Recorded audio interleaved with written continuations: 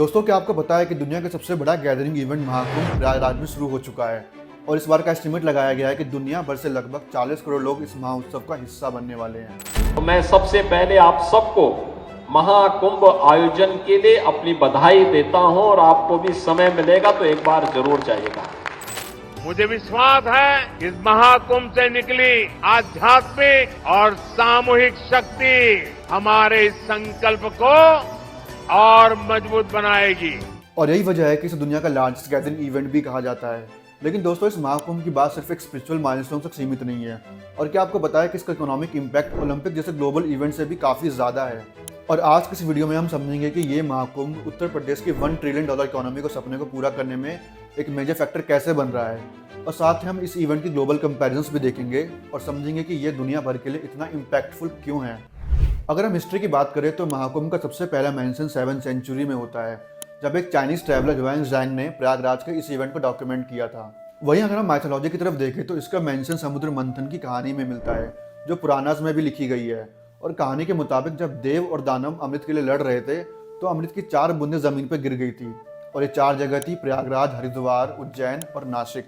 और दोस्तों, क्या आपने कभी सोचा है कि ये महाकुंभ 12 साल के साइकिल में ही क्यों होता है? इसका आंसर है जुपिटर का मूवमेंट। एक्चुअली में जुपिटर अपना एक साइकिल 12 साल में कंप्लीट करता है और इसलिए महाकुंभ हर 12 साल में इन जगहों पर सेलिब्रेट किया जाता है। सबसे पहले यूपी गवर्नमेंट की बात करें, जो इस मैसी इवेंट को ऑर्गेनाइज करने के लिए मल्टीपल एजेंसीज के साथ कोलैबोरेट कर रही है। इसमें उन्होंने billions of rupees transportation, sanitation और सेफ्टी इंफ्रास्ट्रक्चर पर खर्च किए हैं ताकि ये इवेंट स्मूथली हो। लेकिन यहाँ सिर्फ गवर्नमेंट ही नहीं बल्कि लोकल बिजनेसेस भी इस इकोनॉमिक एक्टिविटी का एक बड़ा हिस्सा है।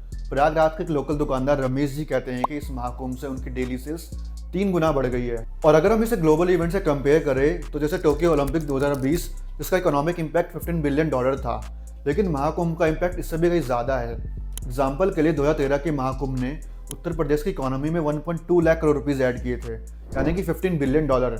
और इस बार का एस्टिमेट है कि ये figure 2 lakh crore rupees touch कर सकता है, मतलब कि $24 बिलियन। और ये नंबर यूपी के $1 ट्रिलियन इकोनॉमी के सपने को पूरा करने में एक सिग्निफिकेंट रोल प्ले करेगा। और इस महाकुंभ का इम्पैक्ट सिर्फ प्रयागराज तक सीमित नहीं है। वाराणसी, लखनऊ, कानपुर जैसे आसपास के शहरों में भी टूरिज्म बढ़ने लगा है। और एक रिपोर्ट के मुताबिक सिर्फ राम मंदिर के कारण ही अयोध्या में पिछले साल 13 करोड़ डोमेस्टिक टूरिस्ट और 3000 इंटरनेशनल टूरिस्ट आए थे, जिससे यूपी की इकोनॉमी में सिग्निफिकेंट ग्रोथ हुई थी। और इस बार का महाकुंभ इसे नए लेवल पर लेके जा सकता है। लेकिन दोस्तों, इतने बड़े इवेंट के साथ चैलेंजेस भी आते हैं, जैसे ओवर क्राउडिंग, इन्वायरमेंटल कंसर्न्स और रिसोर्स मैनेजमेंट। और यूपी गवर्नमेंट ने इन चैलेंजेस को एड्रेस करने के लिए लेटेस्ट टेक्नोलॉजी का यूज़ किया है, जैसे ड्रोन्स और AI कैमरास लगाए गए हैं ताकि क्राउड मैनेजमेंट और सेफ्टी इंश्योर हो सके।